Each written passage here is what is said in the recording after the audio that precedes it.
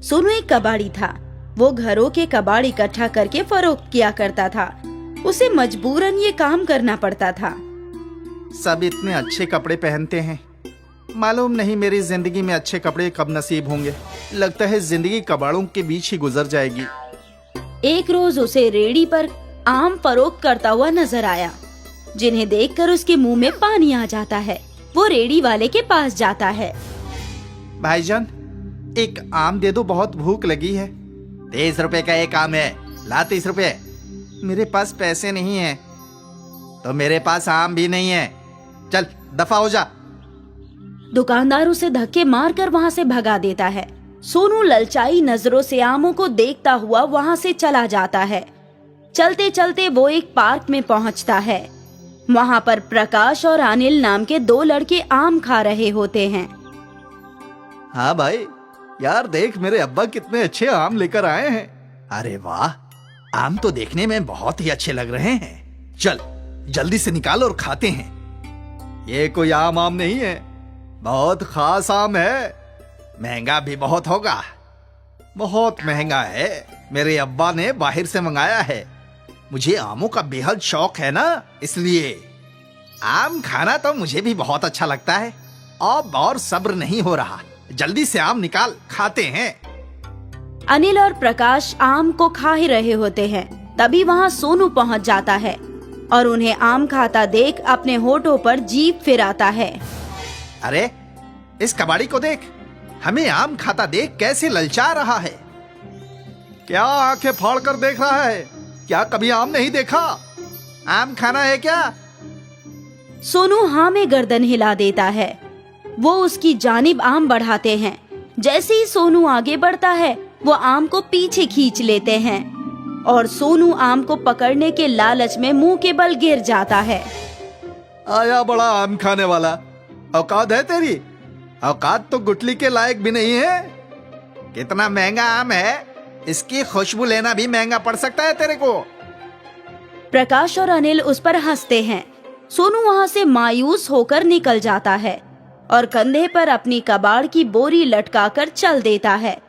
चलते चलते उसे एक साधु बाबा नजर आते हैं, जो बेहोश होकर जमीन पर गिरे हुए होते हैं। वो उन्हें देखकर उनके पास दौड़कर जाता है। बाबा, क्या हुआ? आप बेहोश कैसे हो गए? मुझे इन्हें पानी पिलाना चाहिए। सोनू भागा भागा पास के दरिया से पानी लेकर आता है और साधु बाबा के मुंह पर छिड़कता है।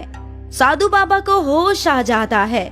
सोनू को अपने पास देखकर साधु महाराज उससे कहते हैं, कौन हो तुम और यहाँ क्या कर रहे हो?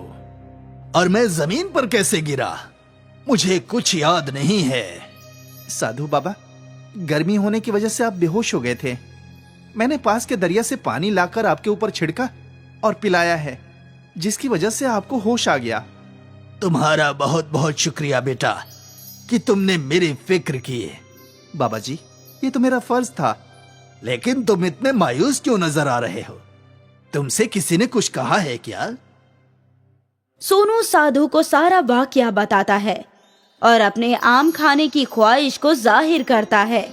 साधु सोनू की बात सुनकर उसको तसल्ली देते हैं और कहते हैं, सोनू, तुमने मेरी मदद की है। मैं तुम्हें ये कमंडल देता हूँ। इसमें से आमरस निकलेगा। उसको जितनी बार तुम पलटोगे उतनी बार आमरस निकलेगा। अब तुम जितनी बार चाहो और जितना चाहो आमरस पी सकते हो।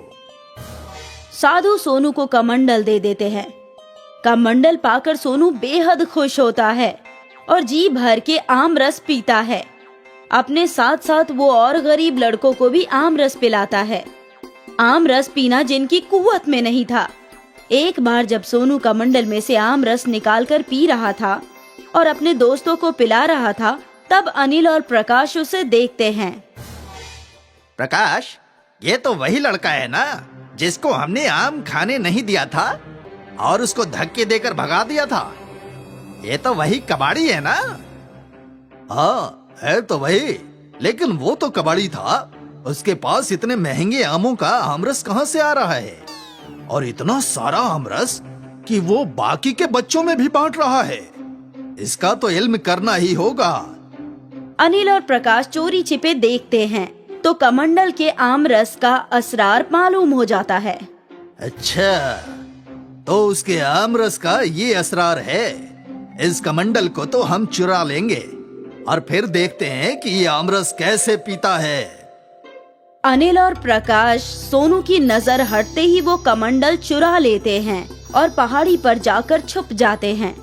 वहाँ पर उन दोनों में बहस होती है कि कौन उस कमंडल में से आम रस निकालेगा। ला प्रकाश, मुझे कमंडल दे, आम रस निकाल कर पीते हैं। मैं कमंडल क्यों दूं? मेरे हाथ में है कमंडल, तो आम रस मैं ही निकाल कर देता हूँ। नहीं नहीं, कमंडल से आम रस तो मैं ही निकालूंगा। अगर हिम्मत है तो मुझसे हासिल करके दिखा। आमरस का कमंडल मेरे पास है और मैंने कमंडल चुराने में मेहनत ज्यादा की है, तो कमंडल का आमरस मेरा हुआ। मैं तुझे थोड़ा सा दे दूंगा। प्रकाश और अनिल उस कमंडल के लिए आपस में झगड़ा करने लगते हैं। तभी कमंडल उनके हाथ से गिर जाता है और आमरस बाहर गिरना शुरू होता है। जितनी बार वो पहाड़ी से टकराता है उतनी मर्तबा कमंडल से आमरस निकलता है, जिसकी वजह से वहाँ सैलाब आ जाता है। मैंने कहा था ना, कमंडल मुझे दे दे, मैं इसमें से अच्छी तरह से आमरस निकाल लूंगा। लेकिन तू है कि मेरी सुनता ही नहीं। अब जितनी मर्तबा यह पहाड़ी से टकराता है उतनी मर्तबा इससे आमरस निकलता का निकलता जा रहा है। इसी तरह यह निकलता रहा तो सैलाब आ जाएगा। अब मुझे क्या मालूम था इसका जादू इतना ज्यादा चलेगा कि सैलाब आने की नौबत आ जाएगी। देखते ही देखते पूरा मोहल्ला आमरस के सैलाब में डूब जाता है। सभी लोग उस आमरस में तैरते हुए नजर आते हैं। सबके घरों में आमरस पहुंच जाता है। जैसे ही सोनू को आमरस के सैलाब की वजह का अंदाजा होता है, वो उस कमंडल को तलाशने के लिए निकल जाता है। वो सैलाब में चलता हुआ कमंडल के पास पहुंच जाता है। इस कमंडल के आमरस से तो सैलाब ही आ गया। इस सैलाब को कुछ भी करके मुझे खत्म करना ही होगा, नहीं तो सब कुछ तबाह हो जाएगा। सोनू उस कमंडल को अपने हाथ में लेता है और कमंडल से कहता है, कमंडल कमंडल, इस आमरस के सैलाब को वापस अपने अंदर ले लो।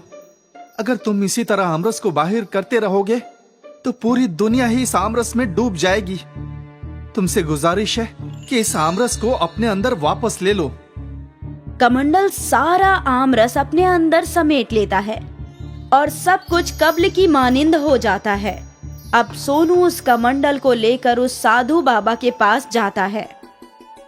साधु बाबा, इस कमंडल की अब कोई जरूरत नहीं है। इस कमंडल की वजह से तो पूरा आम का सैलाब ही आ गया था। मुझे तो बस थोड़ा सा आमरस चाहिए। मैं नहीं चाहता कि इस कमंडल के आमरस से फिर से कोई परेशानी हो। तो तुम क्या चाहते हो ये बताओ। साधु बाबा, मैं आपको ये कमंडल वापस करना चाहता हूं। आप इस आमरस के कमंडल को वापस ले लीजिए ताकि आगे कोई परेशानी ना हो।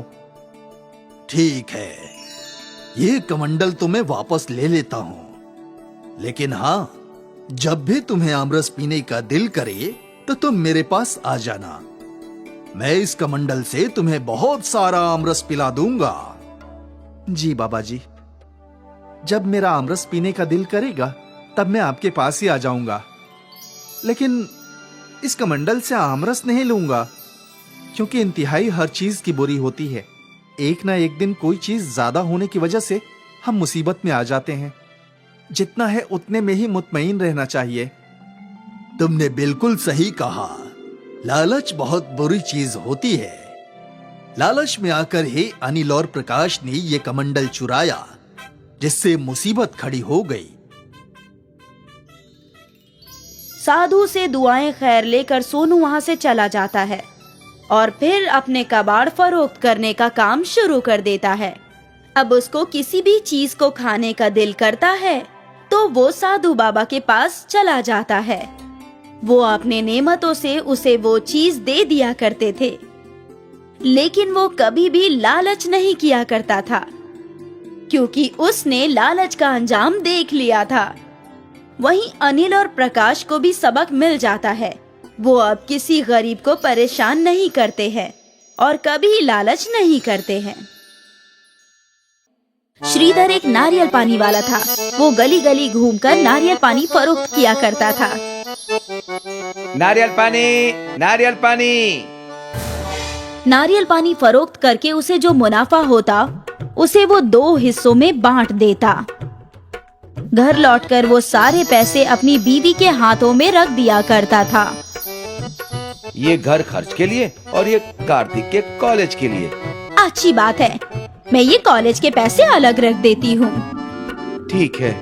और मीना ने वो पैसे गुल्लक में डाल दिए। अच्छा, अब आपका बुखार कैसा है? कल रात को आपका जिस्म जल रहा था। बुखार गायब हो गया। देखो, मैं तो बिल्कुल ठीक हूँ। अच्छी बात है। अगले माह शिवा का कॉलेज में दाखिला होगा। उससे कब्ल मुझे और पैसे जमा करने हैं। आप फिक्र मत कीजिए, सब हो जाएगा। लेकिन आप अपना ख्याल रखना। आजकल आपकी तबीयत कुछ ठीक नहीं लगती। तुम भी ना मीना, अब मेरी उम्र हो गई है, तबीयत नरम गरम तो होती ही रहेगी। हाँ वो तो है, लेकिन बढ़ती उम्र के साथ इंसान को अपनी तबीयत का खास ख्याल रखना चाहिए। तुम हो ना मेरी तबीयत का ख्याल रखने के लिए। बातें बनाना कोई आपसे सीखे।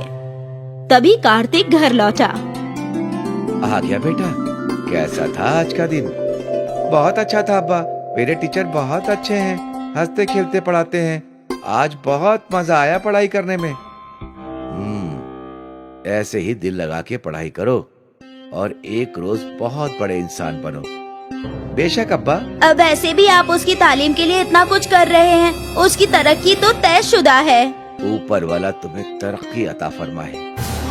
मीना और श्रीधर अपने बेटे शिवा को दुआएं दे रहे थे और उम्मीद कर रहे थे कि उसका मुस्तकबिल बहुत ही रोशन हो।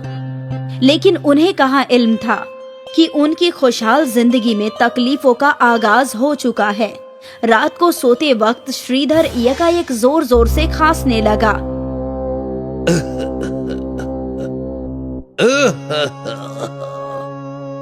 उसकी खांसी से मीना और शिवा भी उठ गए।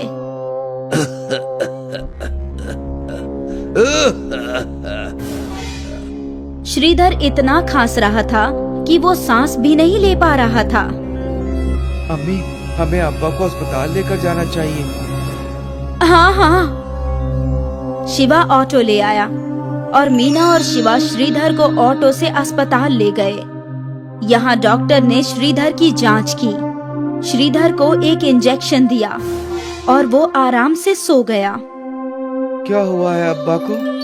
अभी कुछ नहीं कह सकते, मैंने कुछ जांच लिखे हैं। कल सुबह ये सब करवाने के बाद ही बता सकता हूँ कि इन्हें क्या हुआ है। ठीक है। शिवा और मीना इस बात से खुश थे कि श्रीधर फिलहाल ठीक था। उसकी खांसी रुक चुकी थी और वो आराम से सो रहा था। अगली सुबह डॉक्टर ने श्रीधर की कुछ जांच की, उसके गले की कुछ जांच की और फिर डॉक्टर ने शिवा और मीना को अपने कैबिन में बुलाया। आपके शौहर को थ्रोट कैंसर है। लेकिन कैसे? वो तो पान बीड़ी सिगरेट कुछ नहीं खाते। कैसे, इसका इल्म तो मुझे नहीं, लेकिन ये तय है कि उन्हें गले का कैंसर है। अब हमें क्या करना चाहिए डॉक्टर? जल्द से जल्द उनकी दवाइयाँ शुरू करनी चाहिए और कुछ रोज के लिए अगर वो घर पर आराम फरमाएं तो बहुत अच्छा होगा। ठीक है, क्या अब हम अब्बा को घर ले जा सकते हैं? हाँ, हमारी सारी जांच पूरी हो चुकी है। ठीक है। शिवा और मीना श्रीधर को घर ले आए। श्रीधर ये सोच सोच कर परेशान था कि उसके दवाइयों का खर्च कहाँ से निकलेगा। अब्बा, कुछ रोज के लिए मैं नारियल पानी फरोख्त करता हूँ, लेकिन तुम्हारी पढ़ाई? आप फिक्र मत कीजिए अब्बा, मैं पढ़ाई और ठेला दोनों संभाल लूंगा। हाँ, यही सही रहेगा। ठीक है। अगले रोज शिवा सड़क पर नारियल पानी की हाथ गाड़ी लेकर निकला। नारियल पानी, नारियल पानी। कुछ लोग शिवा से नारियल पानी खरीदने लगे। शिवा नारियल पानी का ठेला लेकर 5 सितारा होटल के बाहर पहुंचा। नारियल पानी, नारियल पानी। होटल का एक वेटर वहां था। भाई 10 मलाई वाले नारियल दे दो, किसी को भी खोलना मत। ठीक है। शिवा ने उस वेटर को 10 मलाई वाले नारियल दे दिए और पैसे ले लिए। शिवा खुश था कि एक साथ 10 नारियल बिक गए। अगले रोज भी शिवा नारियल फरोख्त करते करते 5 सितारा होटल के बाहर गया और उसके आवाज लगाते ही वेटर आ गया। आज 20 मलाई वाले नारियल चाहिए। अच्छी बात है। शिवा ने एक बोरी में 20 मलाई वाले नारियल भर के दे दिए और अपने पैसे ले लिए। ये सिलसिला कई और रोज तक चलता रहा। फिर एक दिन शिवा ने वेटर को पूछा, भाई, इन मलाई वाले नारियलों का तुम करते क्या हो? कोकोनट शेक बनाकर फरोख्त करता हूँ। हमारे कस्टमर्स हैं, बहुत मांग है कोकोनट शेक की। अच्छी बात है। शाम के वक्त शिवा घर लौटा और अपने दोस्त के पास गया। उसके दोस्त के पास मोबाइल फोन था। अरे यार, मेरी एक मदद करोगे क्या? बोलना यार, ये कोकोनट शेक क्या होता है? ये सर्च करके बताना जरा। ठीक है। उसके दोस्त ने कोकोनट शेक का एक वीडियो प्ले किया। शिवा ने वो वीडियो देखा। उसे समझ में आ गया कि कोकोनट शेक कैसे बनता है। फिर शिवा ने अपने दोस्त का शुक्रिया अदा किया और अपने घर लौट गया। अब्बा, मैं नारियल के बदले नारियल का शेक बनाकर फरोख्त करना चाहता हूँ। क्या मतलब? शिवा ने श्रीधर को बताया कि कोकोनट शेक कैसे बनता है। अब्बा, ये बेहद आसान है, लेकिन काफी अच्छी कीमत में फरोख्त होता है। हमें एक नारियल के 30 रुपए मिलते हैं, लेकिन एक कोकोनट शेक का 100 रुपया मिलेगा। क्या तुम ये फरोख्त कर पाओगे? कोशिश तो कर सकता हूँ ना? ठीक है, मैं सुबह कॉलेज जाऊंगा और शाम में कोकोनट शेक फरोख्त करूंगा। इससे हमें कुछ पैसे भी मिल जाएंगे। ठीक है। कुछ रोज बाद श्रीधर की तबीयत बेहतर हो गई। वो नारियल पानी फरोख्त करने लगा और शिवा कॉलेज चला गया। शाम को कॉलेज से लौटकर शिवा ने अपना कोकोनट शेक का कारोबार लगाया। ये तुम क्या फरोख्त कर रहे हो? Coconut shake. वो क्या होता है? मलाई वाले नारियल का शेक, सेहतमंद और जायकेदार। ठीक है, एक दे दो। शिवा ने उस शख्स को एक नारियल का शेक बना कर दिया। अच्छा है। उस आदमी के बाद बस एक ही कस्टमर शिवा के ठेले पर आया। इतने घंटे में सिर्फ 2 कोकोनट शेक फरोख्त हुए। मुझे कुछ और करना चाहिए। शिवा मायूस होकर घर लौटा। वो सोच रहा था कि वो और क्या कर सकता है। अब्बा, कुछ तो और करना होगा, लेकिन क्या, जिससे लोग मुतवज्जा हो जाएं। तुमने नींबू पानी वाले को देखा है? ग्लास को जोर जोर से हिलाते और उड़ाते हैं और करतब करते हैं ताकि लोगों का तवज्जो उन पर जाए। हाँ, तुम भी ऐसे ही कोशिश कर सकते हो। और फिर शिवा सोचने लगा कि वो अपने कोकोनट शेक के साथ क्या कर सकता है और आखिरकार उसे तरकीब मिल ही गई। अगली शाम को जब शिवा अपने कोकोनट शेक का ठेला खोला तो उसने लोगों को मुतवज्जा करने के लिए नारियल को उड़ाया और फिर मलाई से नारियल शेक निकालकर उसमें दूर से क्रीम डालने लगा। क्रीम की एक धारा बनने लगी, जिसे देखकर आसपास के लोग हैरान हो गए। मुझे कोकोनट शेक, मुझे भी दो। और उसके करतब को देखने के लिए लोग उससे कोकोनट शेक खरीदने लगे। 2 घंटे में ही शिवा के सारे नारियल फरोख्त हो गए और उसने अच्छी खासी आमदनी कर ली। वो खुशी खुशी घर लौटा और उसने ये खुशखबरी अपने वालिदैन को बताई। अगर ऐसे ही चलता रहा तो आपको काम करने की जरूरत नहीं है। सब कुछ मैं संभाल लूंगा। आपका इलाज भी अच्छे से होगा अब्बा। ऊपर वाला तुझे कामयाबी अता फरमाए। जल्द ही शिवा मशहूर हो गया।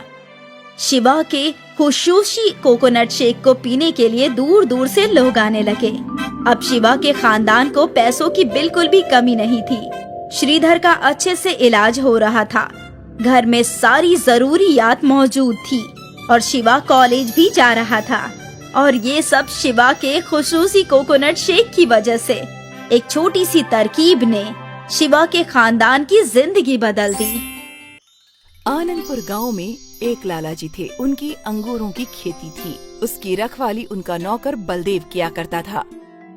लाला जी कभी कभार वहाँ आया करते थे। क्यों बलदेव, सब कुछ कैसा चल रहा है? सब कुछ ठीक है लाला जी। मैंने कल ही फसल में कीटनाशक दवाई छिड़की है। और जो मैंने नए बीज लाए हैं वो कैसे हैं? बहुत अच्छे हैं। ये देखिए, उन बीजों से बड़े बड़े अंगूर हुए हैं। अच्छी बात है, बड़े अंगूरों से ही ज्यादा कीमत मिलेगी हमें। जी लाला जी। लाला जी ने बलदेव को पगार पर नौकरी दी थी। वो बहुत अच्छा इंसान था। उसके पास खुद की जमीन नहीं थी। वो लाला जी की जमीन पर किसानी किया करता था और इसके बदले लाला जी उसे तनख्वाह देते थे। रोज शाम को 6 बजे बलदेव अपने घर के लिए रवाना हो जाता।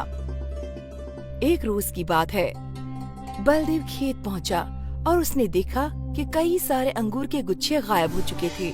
कल यहाँ बहुत सारे अंगूर के फिलिक थे, अचानक कहाँ गायब हो गए पता नहीं। लगता है मुझे ही कुछ एहसास हुआ होगा कि यहाँ अंगूर लगे थे। खैर, जाने दो। बलदेव ने ये बात अपने दिमाग में ज्यादा देर नहीं रखी और वो रोज की तरह अपना काम करने लगा और शाम होते ही वो घर के लिए रवाना हो गया। अगले दिन भी वही वाकया हुआ। उसे अंगूरों के खेत में अंगूर के गुच्छे कम नजर आए। ये कैसे हो सकता है? मैंने कल ही यहाँ पर अंगूर के बहुत सारे फिलिक देखे थे। कुछ तो गड़बड़ है यहाँ पर। लगता है कोई न कोई मेरे अंगूर चुरा रहा है। अगर लाला जी को ये बात पता चल गई तो वो मुझे नौकरी से निकाल देंगे। नहीं, मैं ऐसा नहीं होने दूंगा। मैं उस चोर को आज रात को किसी भी तरह पकड़ लूंगा। बलदेव ने फैसला किया कि उस रोज की रात वो अंगूरों के चोर को पकड़ के रहेगा। शाम के 7 बजे वो रोज की तरह अपने खेत से निकल तो गया, पर इस बार घर पर नहीं गया बल्कि पास में ही एक बड़ा पेड़ था, उसके पीछे जाकर छिप गया। उसके पास एक लाठी भी थी। आज रात को उस चोर की जमकर धुनाई करूंगा, फिर वो कभी भी मेरे अंगूर चुराने के बारे में सोचेगा भी नहीं। बलदेव की नजरें अपने खेतों पर ही टिकी हुई थी। आधी रात हो चुकी थी लेकिन चोर अब तक नहीं आया। अभी तक वो चोर आया क्यों नहीं? बलदेव परेशान तो था, फिर भी वो नजर गड़ाए बैठा था। आखिरकार सुबह के 6 बज गए। जैसे ही सूरज की रोशनी आई, कुछ परियां उसके खेत में आईं। बलदेव ने देखा उन परियों ने कुछ अंगूरों के गुच्छे लिए। तो ये परियां हैं जो मेरे अंगूरों को चुरा रही थी। बलदेव दौड़कर अपने खेत के पास पहुंचा। आप सब तो परियां हैं, आप लोग मेरे अंगूर क्यों चुरा रही हैं? तो इस फल को अंगूर कहते हैं। हमारे परी लोग में ये फल नहीं उगते, लेकिन जब हमने इन अंगूरों को चखा हमें ये बहुत पसंद आए, तब से हम इन्हें लेकर खा रहे हैं। लेकिन आपकी वजह से मेरे मालिक मुझे नौकरी से निकाल देंगे। ऐसा क्यों? ये अंगूरों के बाग लाला जी के हैं। लाला जी हर महीने मुझे तनख्वाह देते हैं इन अंगूरों को उगाने के लिए। अगर आप लोग ऐसे ही सारे अंगूर खा जाएंगी तो वो मुझे तनख्वाह नहीं देंगे और नौकरी से भी निकाल देंगे। ओहो, माफी चाहते हैं, हम ये सब नहीं जानते थे, पर हमें ये अंगूर बहुत लजीज लगे। लेकिन हम तुम्हारे साथ भी नाइंसाफी नहीं कर सकते। हमारे पास एक उपाय है। क्या आप हमारे साथ हमारी दुनिया में आ सकते हैं? आप हमें वहाँ अंगूरों की खेती करना सिखा दें और बदले में हम आपको ढेर सारे सोने के सिक्के दे सकते हैं। सोने के सिक्के? हाँ, और फिर हम हमारे लिए अंगूर उगाना भी सीख जाएंगे। ठीक है, मुझे मंजूर है। बलदेव ने कुछ अंगूरों के बीज लिए। फिर परियों ने बलदेव का हाथ पकड़ा और बलदेव को अपने साथ ले जाने लगी और कुछ मंत्र पढ़े। मंत्र पढ़ते ही बलदेव भी परियों के साथ हवा में उड़ने लगा। वो परियों के साथ बादलों के ऊपर उड़ने लगा। परियां बलदेव को बादलों के बगीचे में ले आईं। इस बगीचे में बहुत ही खूबसूरत और रंग बिरंगे फूल उगे थे। ये तो लाजवाब है। बलदेव बगीचे को देखकर खुश हुआ। मेरी समझ में नहीं आ रहा है कि बिना मिट्टी के ये सब कैसे उग गए। ये बादल जादुई हैं। ये बिल्कुल जमीन की मिट्टी की तरह होते हैं। इस पर जो भी बीज डालेंगे वो धरती के बीज की तरह उग जाते हैं। बलदेव ने उन बादलों पर अंगूर के कुछ बीज डाले और उसके देखते देखते अंगूर फूटने लगे। काश धरती पर भी ऐसे आसानी से पौधे उगाए जा सकते। अंगूरों के पौधों को रोज पानी देना पड़ता है और तो और इनकी जांच भी करनी पड़ती है कि इनमें कोई कीड़े न लग जाएं। एक परी ने जादू किया और उनके सामने एक छोटा सा बादल आ गया। अब ये बादल इन अंगूरों को पानी देगा। धरती पर पौधों को कीड़े लग जाते हैं, पर यहाँ वैसा नहीं होता। यहाँ मिट्टी नहीं है ना। हाँ, वो तो मैं भूल ही गया था। अब हम क्या करें? कुछ नहीं, वक्त पर पानी और अच्छी खुराक देने से ये पौधे अपने आप अंगूर उगाएंगे। बलदेव की बात जारी थी। बस इतनी ही देर में उसे अंगूर का एक गुच्छा नजर आया। वो देखकर परियां बड़ी खुश थीं। वो देखो, अंगूर उग गए। अब हमें धरती पर जाने की कोई जरूरत नहीं है। अब से ये स्वादिष्ट अंगूर हम खुद ही अपने बादलों पर उगाया करेंगे। आपका बहुत बहुत शुक्रिया। जी। परी ने फिर से कुछ जादू किया और बलदेव के हाथ में एक बहुत बड़ा घड़ा था जिसमें सोने के सिक्के थे। इतनी सारी सोने की मोहरें एक साथ देखकर बलदेव की आंखें चौंधी आ गईं। हमें जब भी आपकी जरूरत महसूस होगी हम आपसे मिलने आ जाएंगे। हाँ हाँ। परियों ने जादू किया और बलदेव परिलोक से गायब हो गया। वो वापस उसी अंगूरों के खेत में था जिसकी वो रखवाली किया करता था। बलदेव वो मटका लेकर अपने घर पहुंचा। इतने सारे सोने के सिक्के कहाँ से मिले आपको? बादलों पे खेती करने के लिए परियों ने दिया है। परियां? बलदेव ने अपनी पत्नी को सारा किस्सा बताया। आपकी ये दोनों बातें सुनकर मुझे यकीन नहीं हो रहा। एक तो ये कि हम अमीर बन गए और दूसरी ये कि बादलों पर भी खेती हुआ करती है। अब तुम मानो या ना मानो, लेकिन हकीकत यही है। बलदेव ने एक बड़ा सा घर खरीदा और साथ ही साथ अपनी खुद की जमीन भी। इस जमीन पर उसने भी अंगूरों की ही खेती की। अब उसे पैसों की बिल्कुल भी फिक्र नहीं थी। वो ऊपर वाले का शुक्रगुजार था। बादलों पर खेती करने से उसकी किस्मत ही बदल गई।